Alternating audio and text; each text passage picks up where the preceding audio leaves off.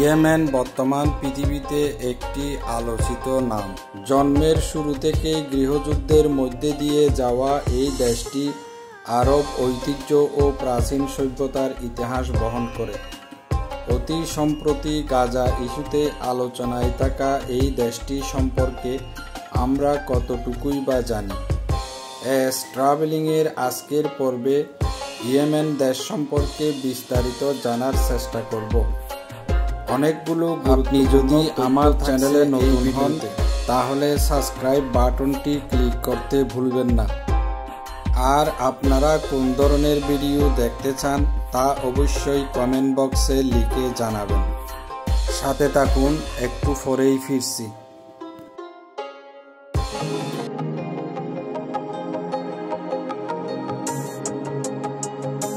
বর্তমান পৃথিবীতে একটি আলোচিত দেশের নাম ইয়েমেন। ভয়াবহ গৃহযুদ্ধের মধ্যে থাকা এই দেশটি আরব ঐতিহ্য ও প্রাচীন সভ্যতার ইতিহাস বহন করে।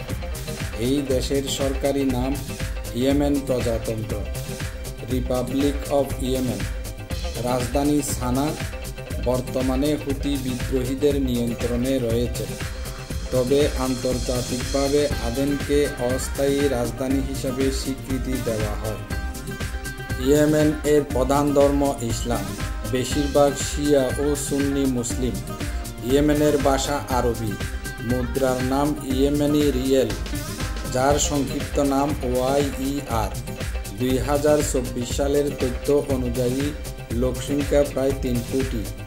এই দেশটির অবস্থান আরব উপদ্বীপের দক্ষিণে এবং দক্ষিণ পশ্চিম সীমান্তে। এর উত্তরে সৌদি আরব, পূর্বে ওমান, পশ্চিমে লোহিত সাগর, দক্ষিণে আরব সাগর এবং গালফ অফ এডেন। ইয়েমেনের ইতিহাস ও রাজনৈতিক অবস্থা অনেক প্রাচীন এবং রহস্যময়। ইয়েমেন একটি প্রাচীন সভ্যতার দেশ, যা প্রায় 3000 বছরের বেশি পুরনো ইতিহাস বহন করে। এটি একসময় সাবা রাজ্যের অংশ ছিল, যা প্রাচীনকালে একটি সমৃদ্ধ বাণিজ্যিক কেন্দ্র ছিল। আধুনিক ইয়েমেন গঠিত হয় 1990 সালে। তখন উত্তর ইয়েমেনকে বলা হতো ইয়েমেন আরব রিপাবলিক, আর দক্ষিণ ইয়েমেনকে বলা হতো People's Democratic Republic of Yemen. বর্তমানে একত্রিত হয়ে ইয়েমেন প্রজাতন্ত্র বা রিপাবলিক অফ ইয়েমেনের জন্ম। সাম্প্রতিক সময়ে ইয়েমেন রাষ্ট্রটি রাজনৈতিক ও মানবিক সংকটের মধ্যে দিয়ে যাচ্ছে।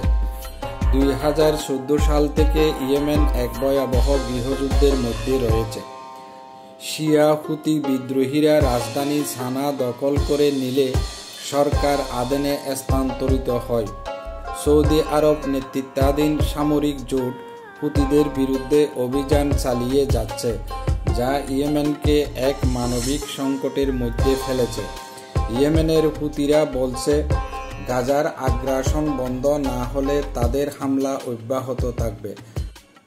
আর আমেরিকা বলছে, হুতি হামলা বন্ধ না করলে তাদের বিমান অভিযান চলবে। এতে করে এ অঞ্চলে নতুন করে যুদ্ধ বাঁধার সম্ভাবনা তৈরি হচ্ছে।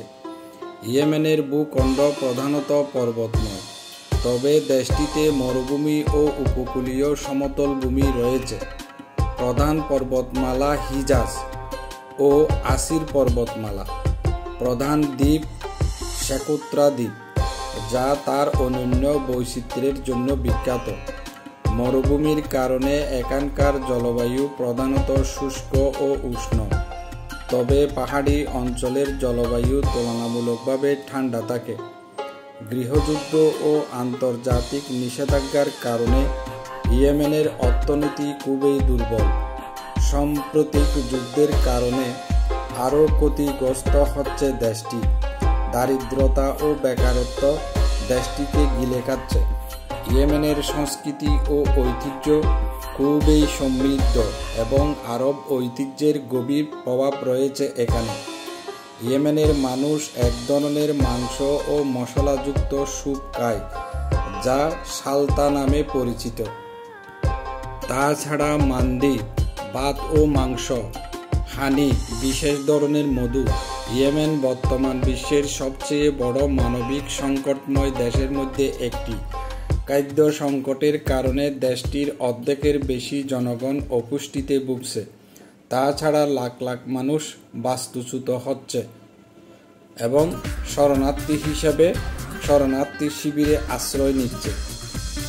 বারংবার যুদ্ধের কারণে হাসপাতাল ও চিকিৎসা ব্যবস্থা ভেঙে পড়েছে।